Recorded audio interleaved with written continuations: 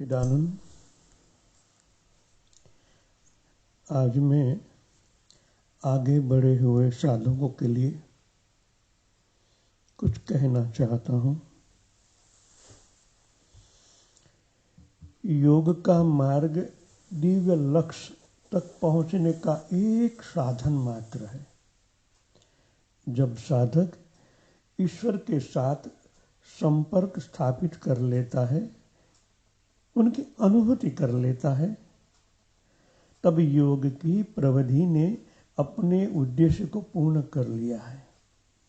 शुरुआत में साधक को साक्षात्कार करना होता है, जो अनुभव कर लेता है। बाद की बात है, भारत के एक साधक जो जानता था, जिसने वर्षों तक ध्यान की प्रविधि के अभ्यास का इतना आनंद लिया कि वह ईश्वर से प्रेम करना भूल गया। एक लक्ष्य तक पहुंच जाता है, जिनके द्वारा उनका जो अनुभव हुआ है वो लक्ष्य को भूल जाता है। वह एक आध्यात्मिक यंत्र मानव मात्र रह जाता है। उठना, ध्यान करना, थोड़ा अनुभव कर लेना, बाद में धीरे धीरे इनके अंदर एक अहम पैदा हो जाता है। वो अहम परमात्मा को प्रेम करना, जिनके द्वारा प्राप्त हुआ है, वही साइड में रह जाता है। उनको प्रेम करना ही भूल जाता है। योग की यांत्रिकी में सिद्ध, परंतु इसके हृदय एवं आत्मा जो ईश्वर के संपर्क में है, वो विहीन हो जाता है। फूल से पूर्व आता है, फूल फल के पूर्व आता है, फल के आने पर फूल गिर जाता है। इसी प्रकार योग के गहरे अभ्यास का फूल ईश्वर साक्षात्कार के फूल के पूर्व आता है। जब अंतिम मुक्ति का फल आ जाता है, केवल तब भी योग की प्रविधियां आवश्यक नहीं रह जाती। अभिमानी साधक प्रातः ये कल्पना करके भयंकर आध्यात्मिक बोल करता है कि उन्होंने आत्म साक्षात्कार प्राप्त कर लिया है। समय से पूर्व ही वे योगाभ्यास को त्याग देते हैं। तथापि अनेक वास्तव में मुक्त व्यक्ति केवल दूसरे भक्तों के सामने अच्छा उदाहरण बताने के लिए ही ईश्वर के साथ पूर्ण एकत्र प्राप्त करने के उपरांत योगाभ्यास करता रहता है। मुक्ति योगी के पूर्ण हृदय से किए गए प्रयास, गुरु के मार्गदर्शन एवं आशीर्वाद तथा ईश्वर की कृपा का फूल योग है। इन तीनों का समन्वय से ही एक मंजिल तक पहुंचा जा सकता है। ईश्वर मुक्ति के नियमों के निर्माता है। उस सर्वज्ञ परम पिता तक पहुंचने के लिए योग प्रविधि का भक्ति तथा दिव्य आशीर्वाद, ये दोनों के साथ अभ्यास करने की आवश्यकता होती है।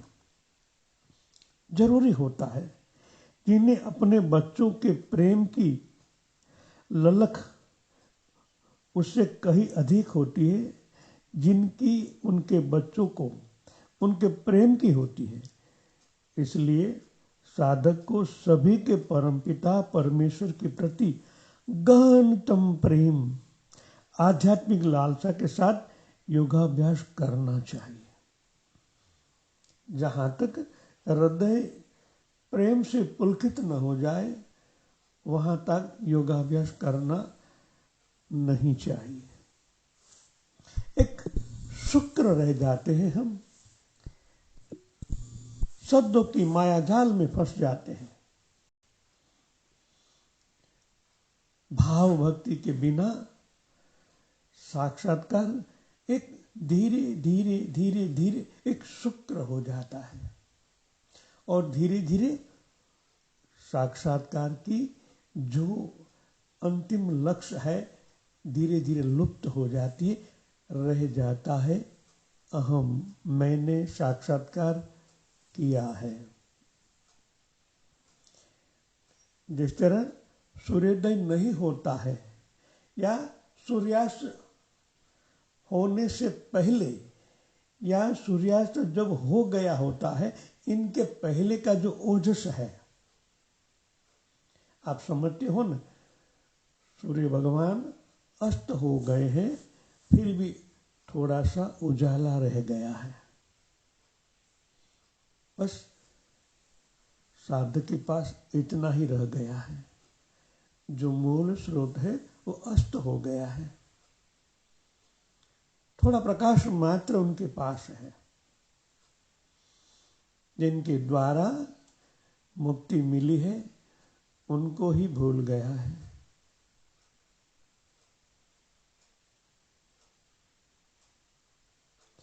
जिस प्रकार उच्चतम योग दर्शन में सिखाया गया है, ईश्वर को स्वीकारने के एवं अनुभव करने की विधि उनके पवित्र स्पंदन ओम में अपने ध्यान को निरंतर लीन रखना है भाव से। जब इस स्पंदन के साथ भाव जुड़ता है तब यो जागृत होता है, उनके अंदर एक पवित्रता भाव उत्पन्न होता है, वरना शुक्र स्पंदन ही रह जाते हैं। यदि अंतर्ज्ञान के माध्यम से योगी उस स्पंदन को सुनता है और उसमें लीन हो जाता है तथा निरंतर उनकी आराधना करता है, तब वह बिना किसी संदेह के यह जान जाएगा कि ईश्वर है। ईश्वर को जो उसकी प्रार्थना का उत्तर देते हैं, एक ब्रह्म जिसने वह बाल सुलभ विश्वास के साथ चाहे उनके दोष, उनकी दुर्बलताएं जो भी हो वो मांग कर सकता है। जो परमात्मा का प्यार उनको पाया है, उनको ही निरंतर याद करना चाहिए हृदय से, क्योंकि ये हृदय से किया गया पुकार, ध्यान से पहले की बात कर रहा हूं मैं। ध्यान से पहले जब परमात्मा गुरु तत्व को भाव से याद करना जरूरी होता है, उनके बिना जिस तरह रेती हो, सीमेंट हो, कच्ची भी हो, पर सीमेंट का प्रमाण कम हो जाए तो वो कंक्रीट सॉलिड नहीं होता है, जल्दी बिखर जाता है। इसलिए आगे बढ़े हुए साधकों को मेरी प्रार्थना है कि आप जब भी ध्यान में बैठो, जिनके द्वारा आपको प्राप्त हुआ है उनको पहले याद करो, तो ये प्रगाढ़ता बढ़ती जाएगी। क्योंकि उनको याद करोगे तभी तो उनके पास जो अभी भी अनंत कोटि ब्रह्मांड का ज्ञान है तभी तो प्राप्त होगा। ये तो थोड़ा बहुत मिला है उनसे ही हम संतोष कर लेते हैं। आइंस्टाइन जी तो कहते हैं इस ब्रह्मांड एक सेकंड में 74 किलोमीटर बढ़ता है, अभी तो और बहुत बाकी है।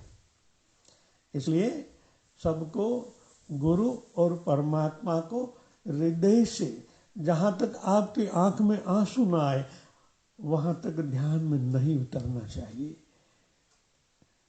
जय सच्चिदानंद।